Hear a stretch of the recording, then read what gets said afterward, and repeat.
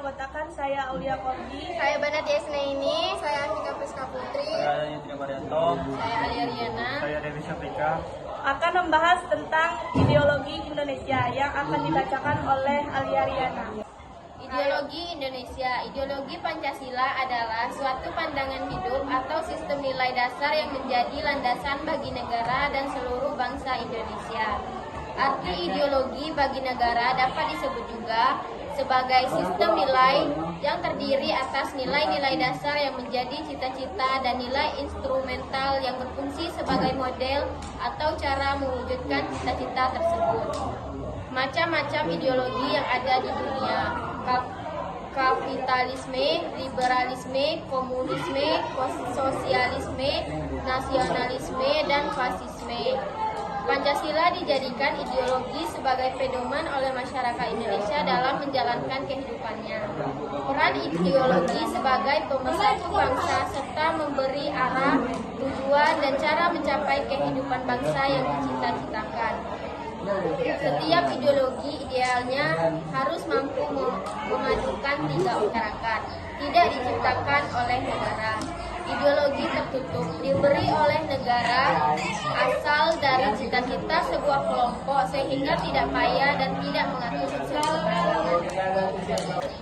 A. Permasalahan 1. Pengaruh asing atau globalisasi. Globalisasi dapat membawa masuk ide-ide, nilai-nilai dan budaya dari luar yang bertentangan dengan ideologi lokal atau nasional. 2. Saingan ideologis. Persaingan antara ideologis yang berbeda bisa mengancam keberlanjutan atau dominasi sebuah ideologi. 3. Perubahan sosial dan budaya.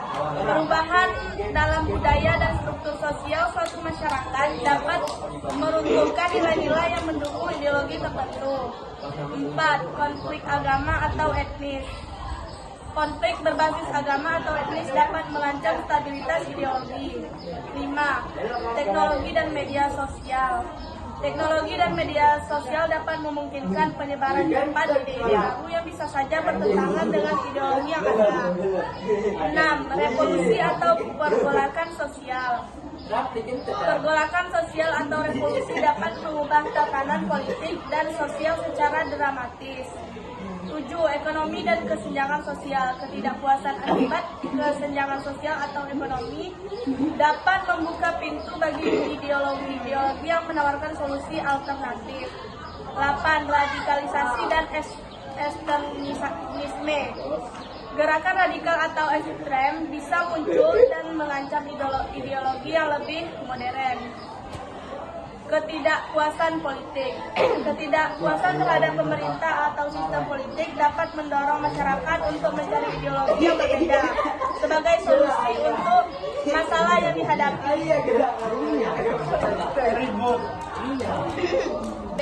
Solusi 1. Penguatan pendidikan dan kesadaran. Memperkuat pendidikan ideologi Pancasila sejak dini di semua jenjang pendidikan. Meningkatkan interaksi digital dan kemampuan berpikir kritis untuk menangkal informasi sesat dan propaganda ideologi asing. Menyelenggarakan seminar, workshop, dan program edukasi tentang ideologi bangsa untuk masyarakat luas. 2. Memperkuat ketahanan budaya. Melestarikan dan mempromosikan budaya bangsa yang luhur sebagai benteng terhadap pengaruh budaya asing yang tidak sesuai dengan nilai-nilai Pancasila. Mendorong kreativitas dan inovasi dalam bidang seni dan budaya untuk memperkuat identitas bangsa. Meningkatkan kerjasama antar lembaga budaya untuk memperkuat ketahanan budaya nasional. 3. Memperkuat peran pemerintah. Melakukan penguasaan dan penyaringan terhadap konten media yang mengandung ideologi asing yang bertentangan dengan Pancasila. Memblokir situs web dan media sosial yang menyebarkan propaganda ideologi asing. Meningkatkan kerjasama internasional dalam memerangi ideologi ekstrem dan radikalisme. 4. Memperkuat peran masyarakat sipil. 1. Menggiatkan kegiatan dialog dan diskusi antar umat beragam untuk membangun toleransi dan saling pengertian. 2. Mendorong partisipasi masyarakat dalam menjaga keutuhan ideologi bangsa. 3. Membangun narasi positif tentang ideologi Pancasila melalui media sosial dan platform digital lainnya. 5. Pentingnya penegakan hukum. Penegakan hukum yang tegas dan konsisten terhadap pelanggaran ideologi asing sangat penting untuk mencegah penyebarannya. Aparat penegak hukum harus memiliki pengetahuan dan pemahaman yang memadai tentang ideologi negara dan berbagai ideologi asing. Kerjasama antar lembaga penegak hukum yang efektif.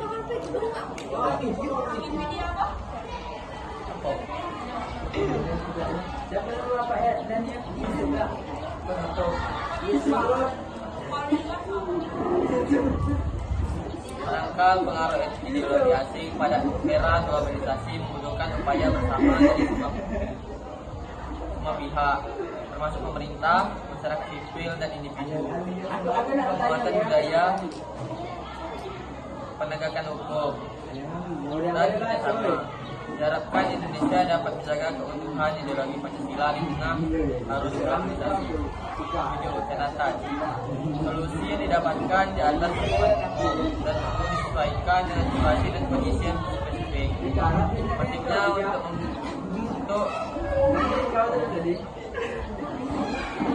semua pihak yang berkepentingan dalam mencari solusi yang tepat dan efektif. Upaya penangkalan pengaruh ideologi asing harus dilakukan secara berkedaulatan dan terencana. Sekian dari kelompok kami. Assalamualaikum.